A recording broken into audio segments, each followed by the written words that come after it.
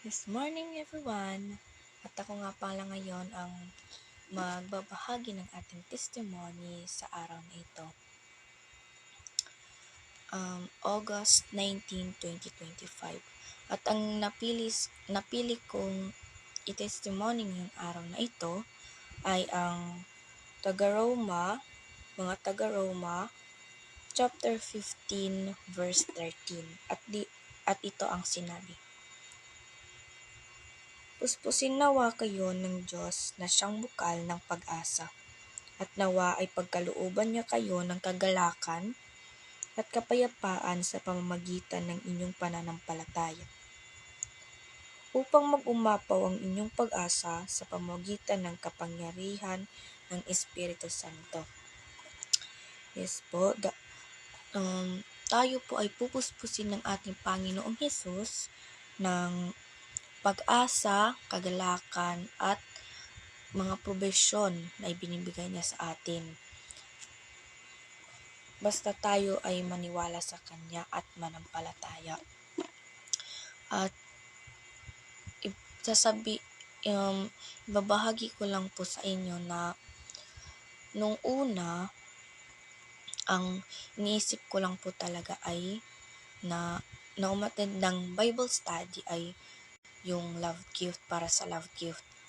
Pero nung dumaan ang mga araw, ang mga buwan, na pag-isip-isipan ko na at na pagtanto ko na ipinakita sa akin ng banal na Espiritu na at ako ay palaging nagagalak na makapag-Bible study, makapag-attend ng Bible study. At palagi kong inaabangan bago mag alas 7 ng gabi. At at yung pagpa-Bible study din po ay yung naging isa kong stress reliever. Yun po. Kaya po, palagi akong nagagalak na makasali sa Bible study. Dahil isa po yung way na yun na nakakapagpahinga ako sa Panginoon. Doon ko po binubuhos minsan ang aking oras. Kaya bawat gabi sumasali ako sa Bible study at hindi kinakaligtaan yun kasi mahalaga yun, at saka nakakapag-ano ng aking stress at yung mga mabigat na aking nadarama, kagaya ng mga stress sa school, mga gawain, mga projects. Kaya ayun, pag nagba-Bible study na, nagagalak ako sapagkat makakarinig na naman ako ng mga salita ng ating banal na Spirit, ng ating Panginoong Hesus na makatotohanan na nasa Biblia. At hindi po ako nawawala ng pag-asa na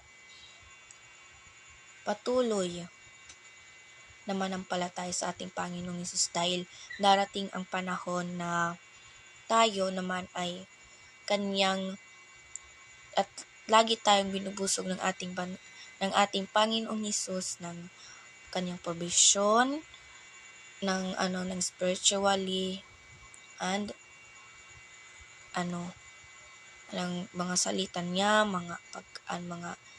yung mga binibigay niyang pagkain sa ating provision, ayun, at saka yung pag-asa na hindi mawala ng pag-asa, sapagkat ang ating Panginoong Hesus ay nakasubaybay sa atin at mag-guide sa atin sa ating mga gagawin. At saka yung pag-asa na araw-araw tayo ay makakaraos at hindi mawala ng pag-asa, dahil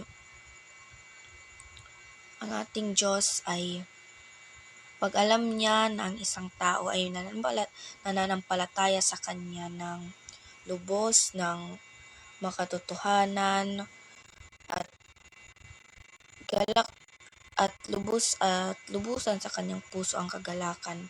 Ito ay mas pinagpapala ng ating Panginoong Hesus. At palagi nating hindi kakalimutan na magpasalamat, na magalak at palaging humingi ng tawad dahil hindi natin hawak ang ating kinabukasan at ang hindi natin alam kung tayo pa ba ay magigising sa kinabukasan kasi alam natin na hindi natin hawak ang ating buhay. Kaya huwag nating sasayangin ang panahon na ibinigay ng ating Panginoong Hesus sa atin. At ayun po ang aking iaano sa inyo ngayon, mga kapatid. Sana po kayo ay may natutunan at tayo po ay pagpalain nawa ng ating Panginoong Hesus